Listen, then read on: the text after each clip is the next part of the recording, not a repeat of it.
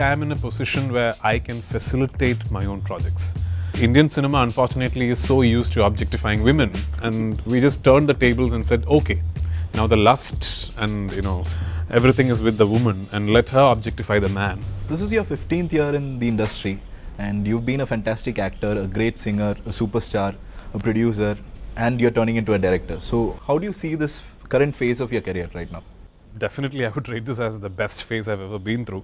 Not for the fact that I've grown in stature as an actor, or for the fact that I'm charging so much money for a film that I'm acting in, but for the fact that I'm in a space where I have enough clout within the industry to pick a script that I like and to make sure that it's made in the way it should be made. So basically, I am in a position where I can facilitate my own projects, and I really enjoy that. And to be frank, I really don't even want the next phase. Okay. This is the phase that I want to be in forever. Yeah, as long as I'm in cinema, if I can continue doing what I'm doing right now, I'm happy.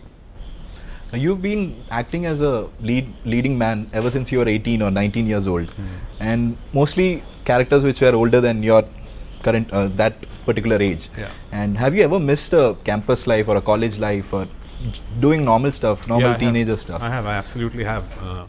Anonymity is priceless, and you don't realize it till you lose it, But then when I complain about the loss of anonymity, there's so much that this job has given me. There's so much that cinema has given me. So I guess it's a trade-off. It's a trade-off that you will have to learn to live with. Have I learned to live with it? I'm not sure. But I guess I don't see a point in complaining. I did not have a conventional campus life. The only 2 years of college that I ever spent, I did it in another country, where the culture of college is quite different from what we are used to in India. And I made a very early entry into films. And then working with seniors, most of them were your dad's colleagues as well. Yeah, I mean, for the longest time, I used to call actors like Jagadish and all, Eda and all in films, because they used to play my friends and stuff.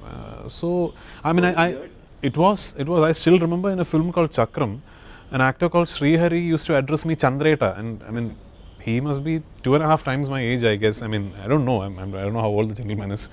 But yeah, I mean, that was a weird space to be in.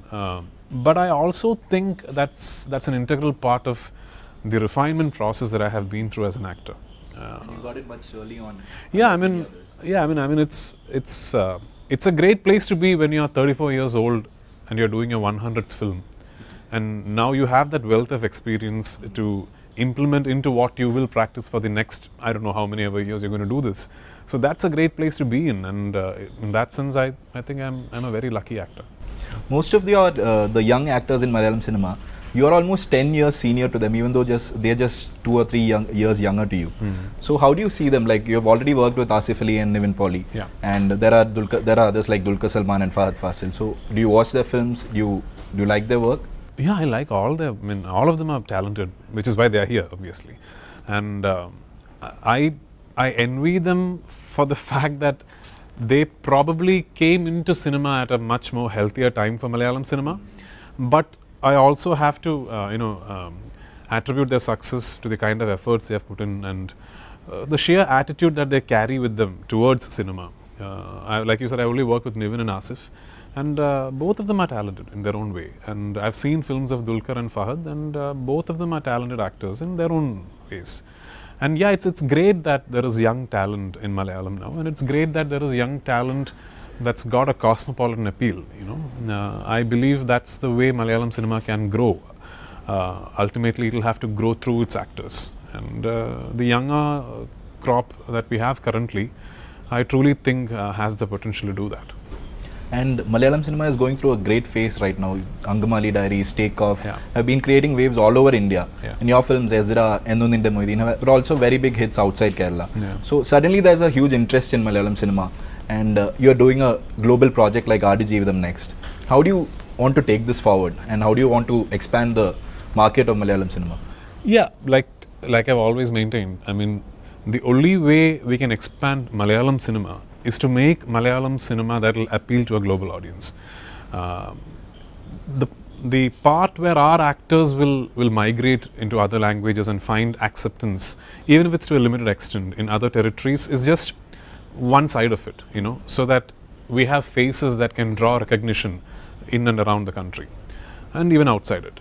But the true growth of Malayalam cinema will happen when we eventually start making content that will appeal to a sect of the audience that do not know Malayalam and Kerala.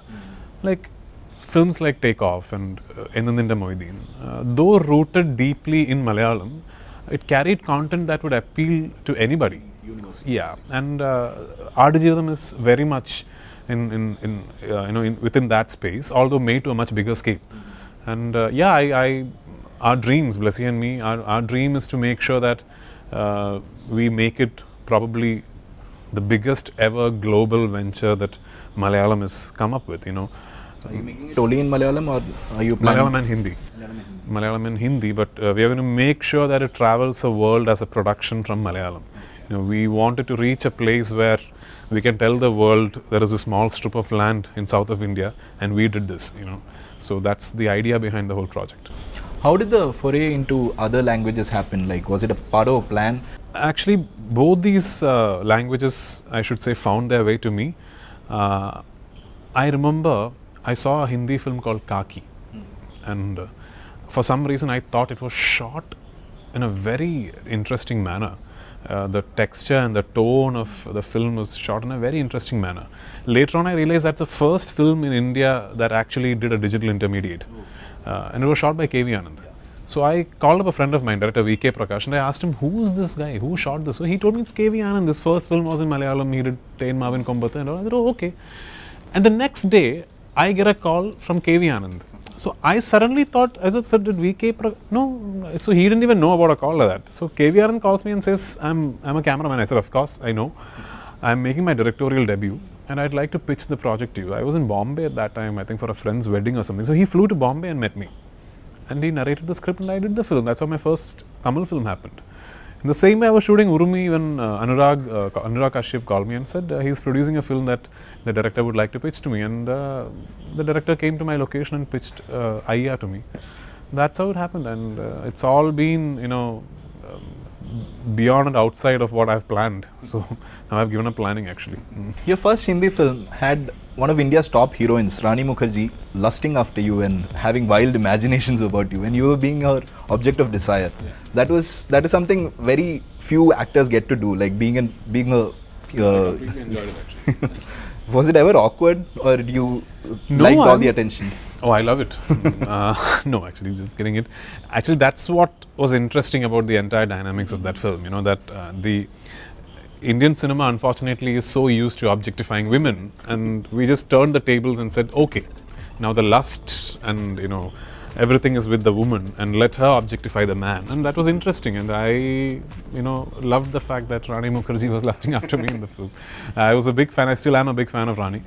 But yeah, I mean, it was just a wild take, sort of a satirical take on a lot of Bollywood cliches, and I kind of enjoyed it. I liked it. And so yeah, I mean, it was nice. It was a great experience to be working with actors like Rani, and I got to interact in close quarters with Anurag, and Sachin, the director of that film, is quite a genius. I mean, if you've read his books and if you've read his works, he's a guy with a lot of eclectic choices in writing and stuff. Yeah, it was great. It was great to be able to spend time with people like him. What do you do when you're not working? What kind of films do you watch? What are your recent favorite films? I wish I had a lot of time when I was not working, to be very frank. But unfortunately, I working round the clock. Yeah, that's been one of my wife's grouses. But basically, to me, there are only two kinds of films: good and bad. As long as a film is true to what it's trying to achieve and it achieves that, it's a good film. I love a film like The Bung. I love it because it's very true to what it's trying to do, and it's done that successfully. And I love Ship of Theseus because it's again very true to what it's trying to do, and it's done that. So that's both of these are good films. So I enjoy good films, and then there are the bad films which none of us enjoy. So. And what kind of music do you listen to? Again, pretty much everything. Only just two genres that I've not been able to make head or tail of is heavy metal. I really don't know what to make of it. I just, even today, I know it's got a humongous fan following over the world, but even today it just sounds like a series of sounds to me, you know, and then it's just old Western country. I mean, it's just not my thing, you know. Everything else, yeah, it appeals to me. Yeah. And the major thing that is happening next year, there has been huge expectations about that. People have always wanted to see you as a director, but the expectations doubled when you announced that you're working with Mohanlal. Yeah. That too for the first time in your career. So how prepared are you? How tensed are you? And what are your thoughts about doing Lucifer? I don't know how prepared I am. I'll know when I start how prepared I am. And I don't know if I should be worried about the fact that I'm not tensed at all. You know, I've heard people say that, you know, your first directorial blah, and somehow expectations, because two of our biggest stars are coming together. I don't know. I mean, see, I know that people who know me within the industry kind of they think it's going to be like one technical showcase and all that, which it's not. That much I can tell you. It's going to be pretty much an actor's film. I'm going to be shooting the actors. I would like my film to have great performances. And it's written by Murli, so like all Murli Gopi films, it's going to be quite intense. Unlike Tian, it's a film that's based completely on ground reality in Kerala. So that's all that I can tell you right now. Are you going to be acting in the film? Probably not. Okay. Okay. You're one person who has been trolled like for various different reasons, but the latest trend is trolling you for your English in your Facebook posts. Okay. How do you see that? Trolls and memes have become a part of our life. I love it. I mean, keep them coming. Some of them are so funny. I mean, some of them are genuinely creative as well. I mean, I love it.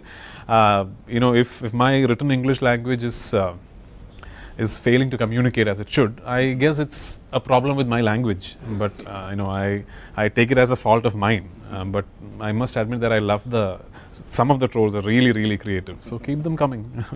And what is your latest release, Adam Joan, about? Well, I mean, it's got multiple layers, the film. On one level, it's a very stylized, Hollywoodish kind of a thriller. But on another level, which is actually the main layer of the film, it's a very intense, dramatic family story. It's a story about a very, it's about 5-6 characters and their interpersonal relationship dynamics and all that. And on both these levels, the film's got something new to tell you. Even with the family, I mean, the relationships between the characters are not what you've seen before. There are a lot of new dynamics involved. And when you come to the suspense thriller part of the film, again we delve into something that's not been discussed in detail, at least in Malayalam cinema. And we show a side in the plot of, you know, we show something that's, I would like to believe, is new for Malayalam. So I hope all put together the film kind of rewards the viewer with a new viewing experience. That's what I'm counting on. Thank you so much. Thanks a lot. Hi, this is Prithviraj, and if you like this video, please subscribe to Film Companion.